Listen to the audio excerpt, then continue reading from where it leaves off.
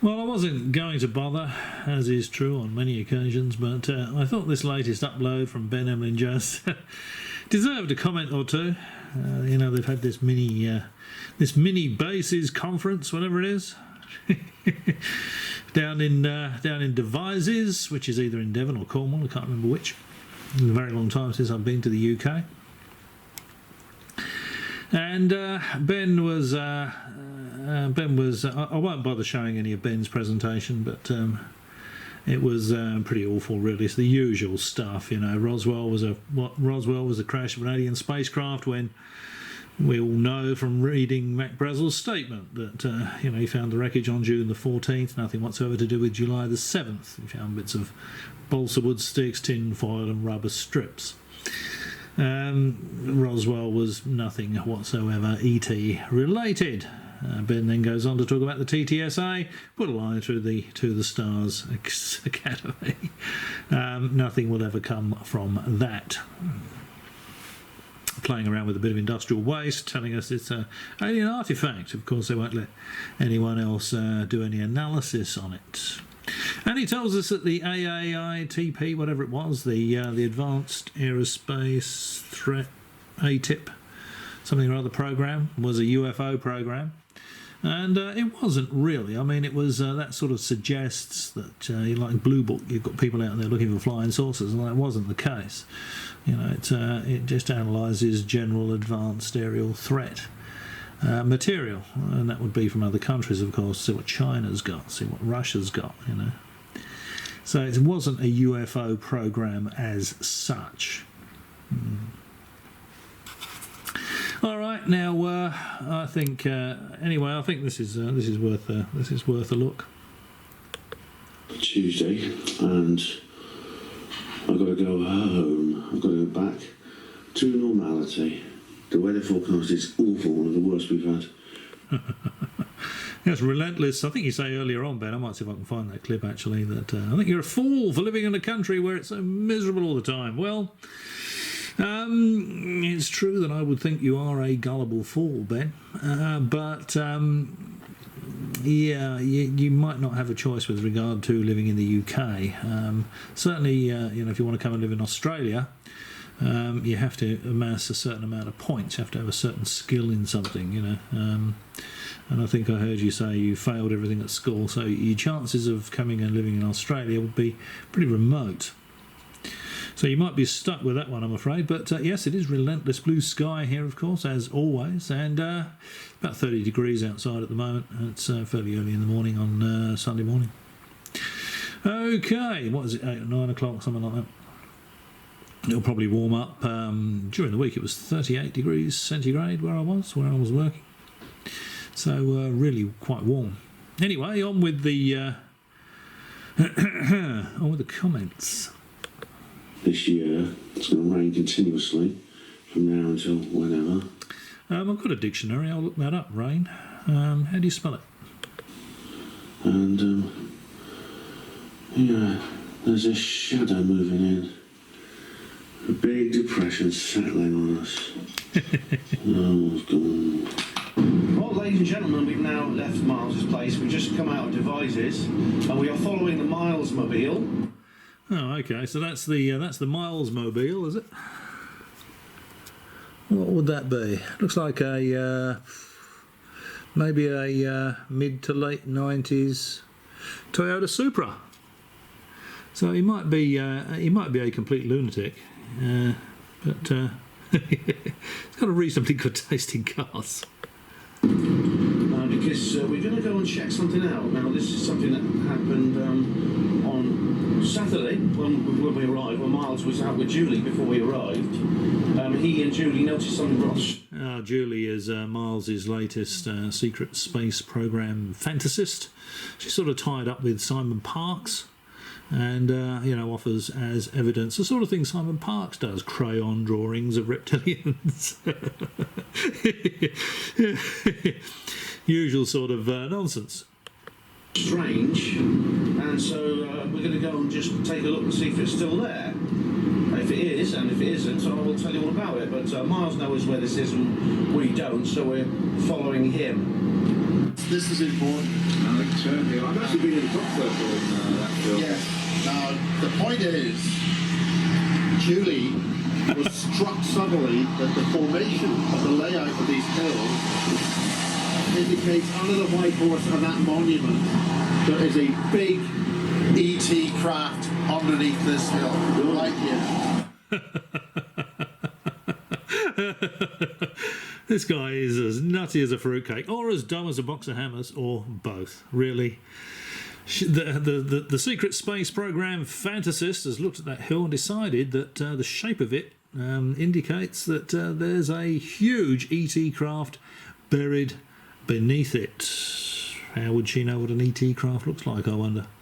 Why would an ET craft be buried below a White Horse monument? And I'll see if I can find it. Actually, there's a clip of Ben Emily Jones in the car with Colin, and he says, "Well, that hill, you know, that hill. This is the hill they're talking about here. It's covered in craters because during the First and Second World War, the Air Force used it as for bombing practice. Well, not terribly likely that they'd be using it for bombing practice if there was an alien spacecraft buried there. That would be recovered every square millimetre of that will be recovered and sent to laboratories for analysis. They're not going to leave it buried under a hill. So they're going to drop bombs on it.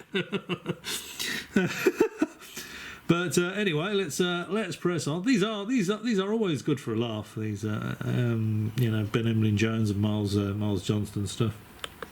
Right where we are now. Right in that whole area. Okay? Yeah. So what we're going to now is Yatesbury Field. The Yatesbury Field is where you take the microlights to fly off to see the crop circles. But there are a number of buildings there which are still active. Yeah. Decommissioned Royal Air Force hangars that are used by a freefall concrete company.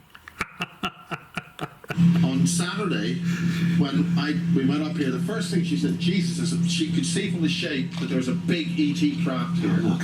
Yeah, so she could see from the shape there's a big ET craft here. So let's spread that around as though it's truth, shall we? This is the truth movement in action, folks. Doesn't get better than this. So we then turned left to go down to where see, just over here. We just passed where the old crop circle cafe used to be, and that was one of the science. Yeah, that'd be where the people that make the crop circles meet. And have a coffee and an egg and bacon butty before they embark on their latest mission. Yes, I remember the science circle, yeah. Wonderful.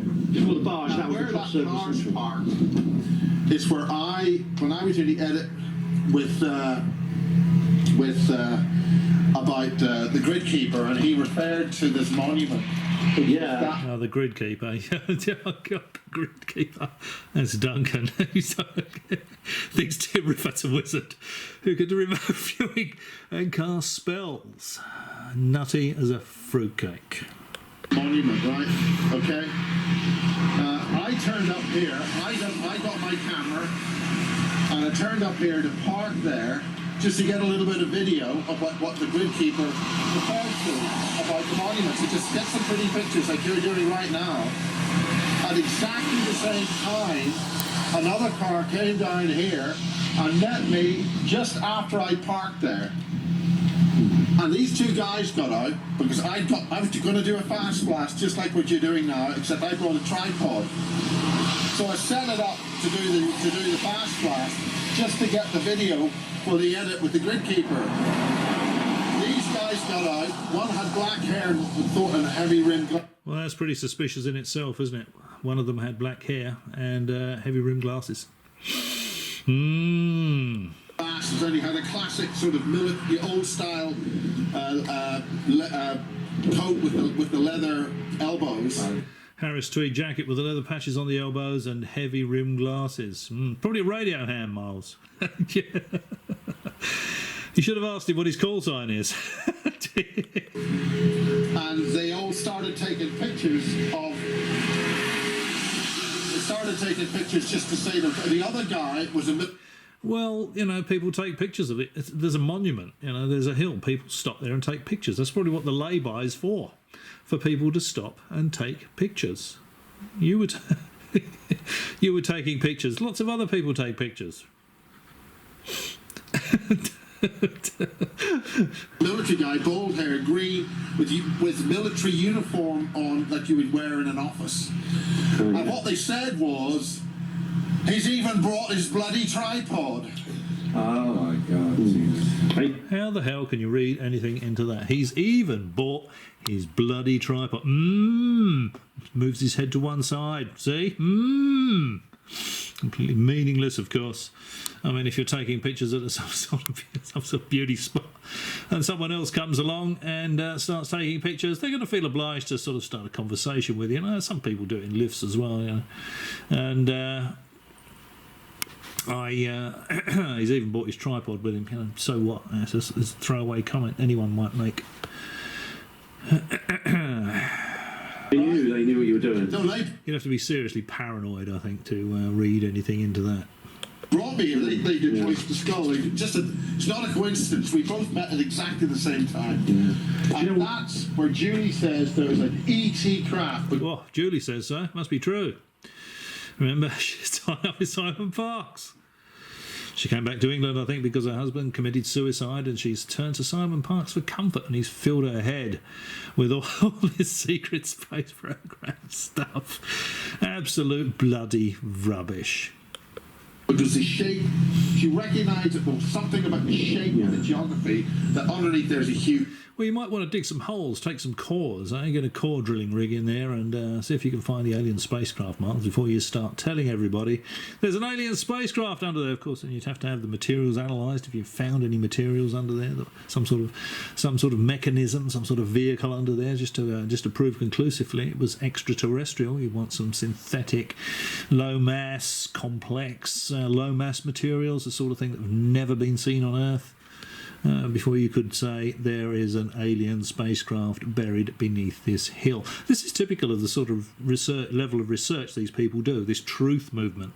They're nothing like the truth movement. They'll just get some stupid idea or pop into somebody's head and they'll run with it as though it's truth. And it's bloody rubbish. huge thing. So we're going to go up there now to Yatesbury. That's honestly because David Percy, the Owlist.com Mars Mystery video, says a whole... Owlist.com. That's where the chef has got his complete nonsense on there. I wonder if he's corrected the caption under that lunar rover. Yeah, where he said all the lunar rovers have the same fender damage, and of course they don't. But no doubt he would not have corrected his mistake. That's all this for you. Another truth site. Yeah. A lot about that particular hill. Yeah. There's too much to talk about now, but I'd say it's a massive amount. So, that's her instant recall ET craft there. Okay. Right, okay. The Yatesbury, This big hill. Now, I think Miles also said, I might have talked over it, but he said they bought me here. You know, the man with the patches on his elbows and the heavy through glasses and the Harris tweed jacket, and the military chap, they bought him here. Yeah, doesn't say how. Doesn't it? It's some sort of psychic connection, eh, Miles? What an absolute load of rubbish, nonsense from start to finish. That we've just shown. I think I actually filmed there before. Now it's an amazing plot. Yeah, you see. So Ben stopped there and filmed it before. So these other two guys stopping there to take photographs. But people stop there and take photographs of it. There's the White Horse Monument. Tourists stop and take pictures of it. You go up there, and not only is there that strange war memorial, a big phallic masculine obelisk. What's strange about it? What's strange about the war memorial, Ben? Most war memorials look like that. Channel masculine energy into the area, but you also have the White Horse. Now it's a kind of naturalistic White Horse. I think it's more recent. I think it's like a 19th century reproduction, but. Has the White Horse left a steaming pile, I wonder? Or actually, no, you're delivering that, aren't you, Ben? Sorry, leave the horse out of that one. Because White Horses on hills, you know, the original Uffington White Horse, which dates back to the Iron Age. Again, ancient symbols. It's a recreation of an ancient motif when it comes to landscape art. So what, you know? Ancient people rode around on horses, didn't they? So what? And there's also the ground up there is pockmarked with craters. It's very irregular. It's an irregular surface up there, and that's because for many years the Royal Flying Corps in World War One, and indeed the Royal Air Force after that, leading up to probably up to World War Two or so, used that hillside for target practice. They set up. So there's a big alien craft buried under that hill, yet the Air Force use it as target practice. They drop their bombs all over it and use it as target practice. Have you ever heard such ludicrous nonsense? Such absolute bloody drivel. Absolute rubbish. I mean, do people really swallow this nonsense? Targets, and they had to drop bombs and things on there. Again, it's a masculine thing. It's martial. Well, no. I mean, if the Air Force is training, they're training for a reason. You know, what else are you going to read into that? What else has he got to say here? And I mentioned the Mars mystery with David Percy. If you ever watch, I don't think it's on YouTube actually, but there's a VHS of it. It might be now. It's by Owlist.com. The amazing thing about it is they say that whole. If it's on Alice, you can put a line through it. It'd be rubbish. They don't say there's an extraterrestrial spacecraft buried under there, but they do say that essentially is tailored. It's like a kind of scenery. It's actually an earthworks that is specifically designed. It's not natural features. It is built. It is dug that way into that shape, rather like to create a kind of scenery on a set. And the reason is because it represents the location in the Mars mirror. Do you remember me talking about the 14:1 scale reproduction of I'll have to look at that one. Sidonia on Mars? It represents the area known as the city. There's these collection of pyramids. And if you haven't got a clue what I'm talking about, it's a long, complicated subject, and I don't have time to explain it in detail. But simply go to YouTube and put in Mars mirror. You'll have lectures by people like Richard Hoagland. He explains. Oh dear. Yeah, I might actually do that. Richard C. Hogwash, yeah. Oh God. This is just absolute drivel. Absolute bloody nonsense. Okay, let's just stop this clip here and just go to another bit. Okay, now here's Ben having a bit of a rummage around in Miles Johnston's house. Very old-fashioned reel-to-reel tape machine, which you used to use in the old days. And there's VHS players, VHS DVD twin players. Oh, that's a classic machine. It is, mate, yeah. Thousands of pounds. It's worth even more than thousands of pounds. Now, this is what Miles Johnston appears to think passes for humour. That's because that was the original thing that played the media on Kiss AM 10:08 at night. This guy cannot shut up for 2 minutes, can he? I mean, we see try to interview somebody, it's all over the place. Every 30 seconds he chips in with some nonsense. 87. Yeah, this is the original pirate. That's the one the intelligence transfer was transmitted on to all of it. Yeah, that's right. Miles was a pirate radio guy, pirate radio engineer, pirate radio disc jockey or something. And that machine there, that very machine. Well done, yeah, you cleaned the black goo off it, which is nice. There's no black goo in that. There's only black goo in the BBC. So Oh, right. Oh, sorry, good. but I'm Gary Heseltine here. Black goo. Well, I wouldn't have picked that. I can't remember what Gary Heseltine sounds like, to be honest, but he's another twaddle spruiker. Nonsense. To sell some magazines. There is absolutely nothing to any of this alternative stuff. It's all rubbish. I've got a UFO magazine to prepare, but I just haven't quite got it out of my arse yet. Ooh. Oh, there you go. Even Miles Johnson thinks it's rubbish. UFO Truth magazine. He said he hasn't got it out of his backside yet. Well, that might be the only factual thing Miles Johnson's ever actually said. Have you ever seen? Have you done? This is amazing. Now, this here. Oh, okay, yeah. But that would that's it. That's from Miles Johnson's old pirate radio days. That looks like a 41000A power tetrode. For those of you out there that know a little bit about radio. Oh, are you? These two, the ones I got from HMV. Oh, yeah. Now these are I actually original copies of the Bases. I've actually donated it to the Bases. Yeah, he's got a lot of VHS tapes there, yeah, I've got some VHS tapes as well. I've got a VHS machine, and it's a very, very good condition one. I can transfer from VHS to DVD, although that's a sort of dying format as well, isn't it? Although I like to burn stuff onto DVD if I want to keep it. Anyway, let's just go to... There was another clip I wanted to show you. That's not it. Where is it? I think it's it. Where is it? He actually mentions me. Hang on, I'll just stop this and go on to the next clip. Rolling around the hills. Oh yes, I bet they will. Yeah, I bet the Yanks will love it. It's just how they see Britain all the time. I don't know what Steve Mumbling was. They still expect that in London though. When you get to London, they expect it to sort of be like, like pea soup type. You can't see through it. Well, I'd say it looks pretty bloody miserable, and I'm glad I don't live there anymore, because I don't see anything like that, of course, where I live. Mind you, the part of Australia I live in has probably got the best weather in the entire country. Robert Frost and all those guys who worked at Area 51, and they I like the little sunshine hanging from the mirror. they were burning the chemicals, and they got them. It made them all sick, and that's when they sued the government, and that's when Area 51 was first mentioned officially. You know what they used to call the smoke that came off the chemical pits when they were burning these toxic chemicals? They called it London fog. Oh, that one, right. And it's been inhaling this London fog that made them ill, which is why they got sick. Yeah, It's a miserable bloody place, England. definitely. But it's it's I want to. Steve Mumley will probably go something like, where I am, it's sunny 24/7, 365 days a year. But Ben Evelyn Jones, being silly and believing in stupid things, has to live in a cold, wet country. What a fool he is. Well, it's something like that. I think we made the cops might actually be in the No response from Colin. But, yes, cold and miserable. I'll do the Steve mumbling voice. Yes, you're right, Ben. I think you're a fool believing in all that nonsense. And, of course, England is cold, bleak and miserable most of the time. Yeah.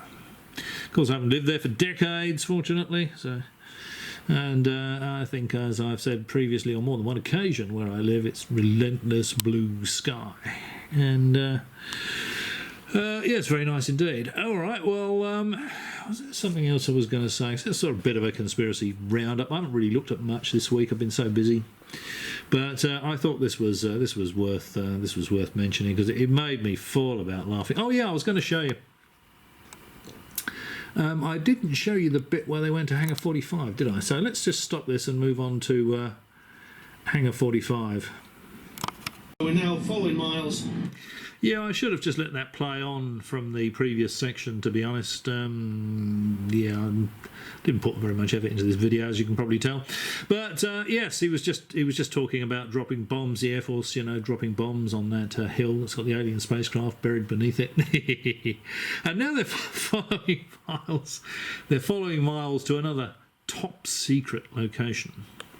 To the next location of interest. Base. Holy shit, there's like fucking Montauk, look at it. There's fencing. Those flags have been up. That's the first time those flags have been there.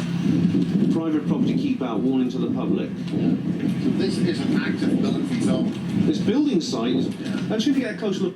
And again, of course, it isn't an active military zone. Could I have a sign? Hang on a sec. But this is... Look, there's fences around here.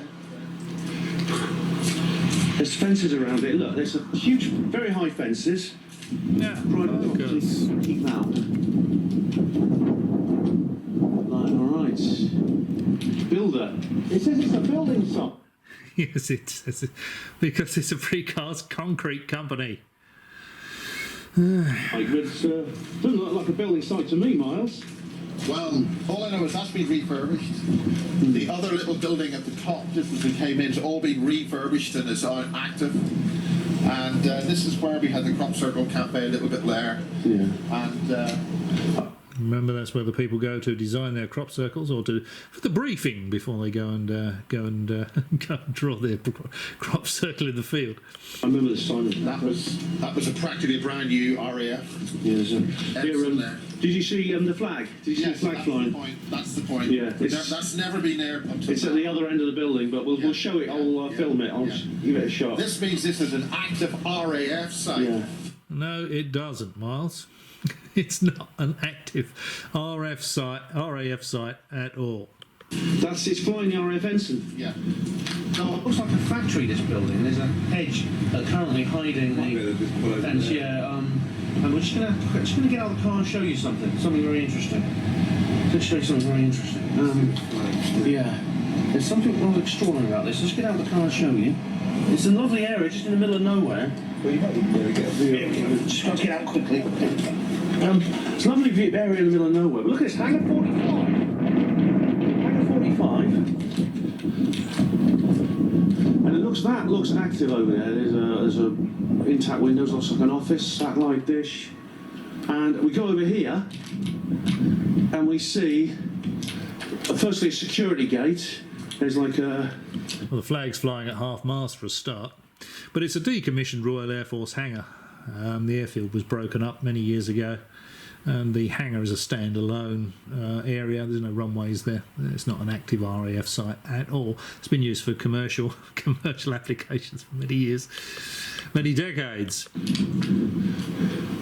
That there is like a combination lock pad, and flying above it is the ensign of the Royal Air Force, which means this is an active RAF facility. No, it doesn't. I don't want to... The truth movement at its best again, and anything could be further from the truth movement. I don't want to, They want to fill your heads with rubbish. I don't want to disappear, you know. I mean, there's no valour in being a false martyr. But No valour in being a false martyr. What exactly is a false martyr, I wonder?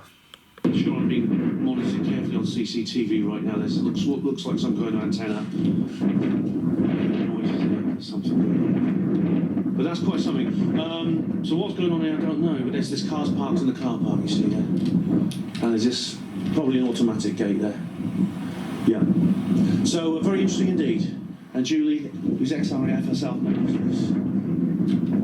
Okay. So they were shown that place by the Julie, the new fantasist, the new secret space program fantasist. Hangar 45. Hang on, let's just go to something here. Actually, I should have got that on Google Earth, shouldn't I? In fact, I think I might. But if we go to this, I mean, this is who operates from Hangar 45. Lee Rock, precast concrete. Got the products there. Le Rock was founded in the summer of 2003. Purpose of setting up the company was to provide a client with a more direct and personalised something or another. Le Rock manufactures all of our own bespoke concrete products. That's why there's building stuff going on there, chaps. And have various agreements with dedicated suppliers for pre-stressed flooring products, blah blah blah. If we look at the bottom of their page, this is Lee Rock, Hangar 45, Yatesbury, Wiltshire, SN 118FA is their telephone number there if you want any top secret preformed concrete.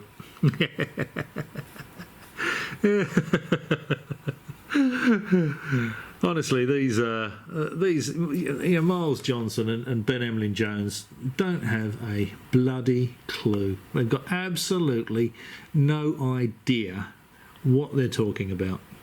They're just paranoid. They'll hear some secret space program fantasist will say there's an alien spacecraft buried over there, and they'll run with it as truth. The secret space program fantasist says Hangar 45, something sinister going on there. It's an active Air Force site, you know, and they run with it as truth, and it's nothing like the truth. It's a concrete company. All right, well, let's just have a look at Hangar 45 on Google Earth and see if there's any discs being hidden behind the bushes. And yes, I should have let that run on a bit because I think this is quite funny. Now this is now Ben and Colin are in the car and they've left Hangar 45, you know, the precast concrete company. Mirror actually, because it's been a little bit nerve-wracking. I got very bad vibes off that location we've just been to. That's Hangar 45. Very bad vibes off the precast concrete company. I did feel He's been looking in the mirror to see if he's being followed. it's obviously all the security is very tight. I felt I was being watched.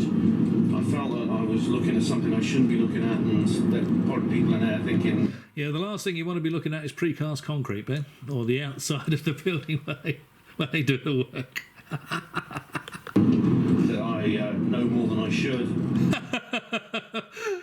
Perhaps I'll quiz you on precast concrete, Ben. And so I'm glad to say it doesn't look See if you know. See if you know more than you should. like we've been followed. We're about to go past Silbury Hill, which is always nice for clearing the bad vibes. You saw it on the chroma key if you watched Mars Johnston's little interview. Yeah, and he loves playing. He loves playing at being a broadcast engineer, does Miles. He can never get his sound levels right, and he's playing around with his chroma key. He loves playing at being a TV station. I think he's got a bit more into that lately than spruiking the rubbish. He's using using the rubbish as a platform to demonstrate his TV station, rather than having the TV station just there as a platform for the information he's attempting to spread. With us, so it looked like we were sitting behind. It looks like we were sitting by Silbury Hill, but actually we were just sitting behind. Oh yeah, he said Silbury Hill was an all gone. Orgon energy generator. The green curtain. However, we are by the real thing now, and there's this nice little flood you get around the base of it because there's a bit of a floodplain there. Yeah, this beautiful old ancient monument, this ancient hill. Yeah, I think that's enough anyway. All right, on to onwards and upwards. Well, here we are, and. This is Hangar 45, Yatesbury, Wiltshire, SN11 8FA, and as we can see, no flying saucers, no aircraft. It even comes up on Google Earth as Lee Rock Products. Now I think this is where Ben was standing. I think there's the gate there. So let's put the little Google man. Let's put him right there.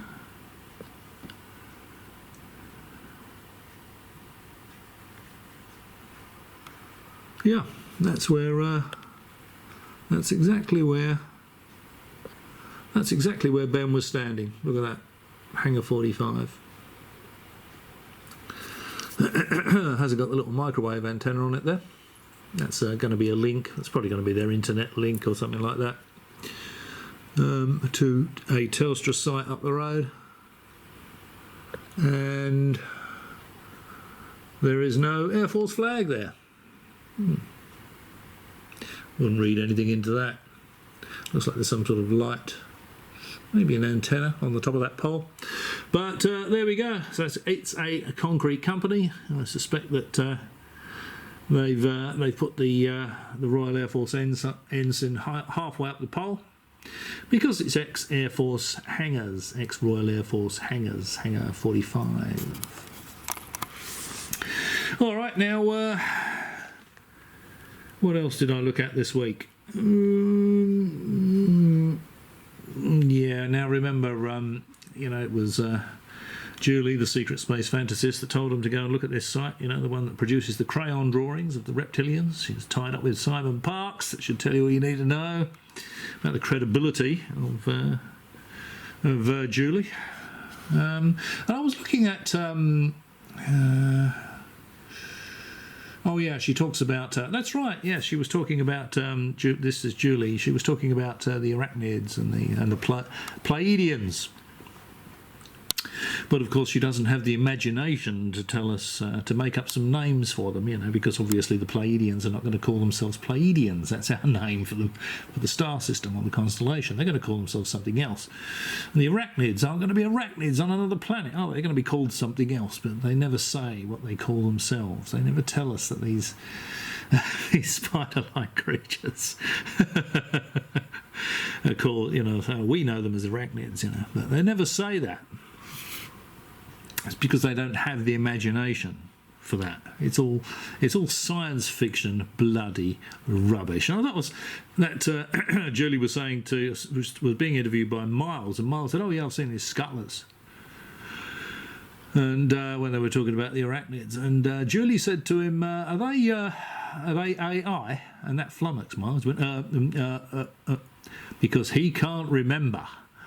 Because it's all fiction, because he made up the scuttlers, because it's a complete fabrication and is nonsensical, of course, it's absolute rubbish. He can't remember if in his science fiction story he said the scuttlers were AI or whether they were organic. Now, what else have we got? I've made a couple of notes here. Crown drawings, yes, okay. Oh, yeah. I had a quick look at the Sasha Christie channel, and that's more bloody rubbish on there. Absolute drivel.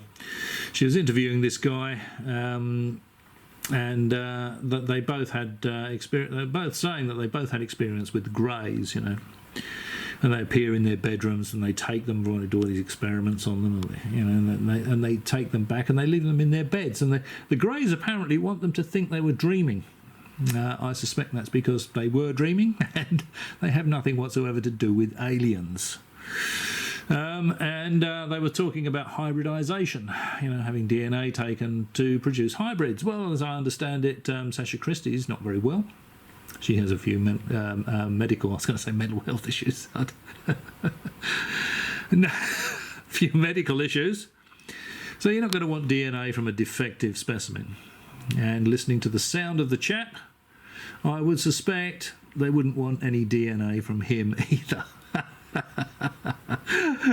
And if you think about hybridization, it's just ridiculous. If aliens are coming from another star system, if they're capable of flying around the galaxy on a willy-nilly basis, they're probably going to be able to find a planet they can colonise without diluting their species. They wouldn't need to bother with hybridisation.